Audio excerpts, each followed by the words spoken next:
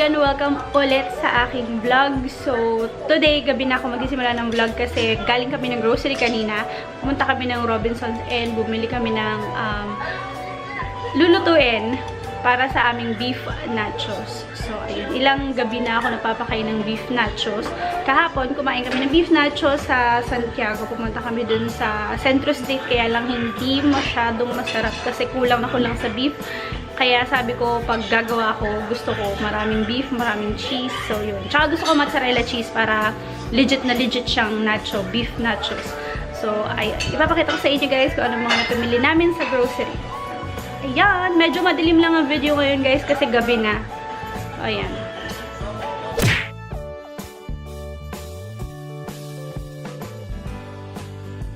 And si Dad, gumawa siya ng tahong na may cheese, Eden cheese, and nilagyan niya ng kaunting butter. Pero yung cheese hindi natunaw kasi hindi yan yung Eden na melted.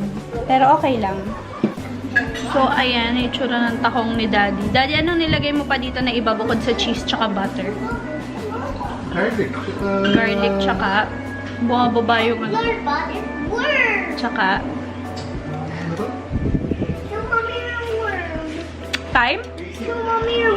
Wow, the worm! In fairness sa kanya, kahit hindi masyado natunaw yung cheese. Actually, tunaw siya. Mukha lang hindi tunaw, pero natunaw yung cheese. So, bumili ako ng nachos. Hindi ko alam kung ilan na magagamit namin, pero dalawa yung binili ko. And also, bumili din ako ng dalawang taco seasoning. Yung isa para sa ibang araw. And then, beef. Tapos, meron tayong tomato sauce, mozzarella, and cheddar cheese.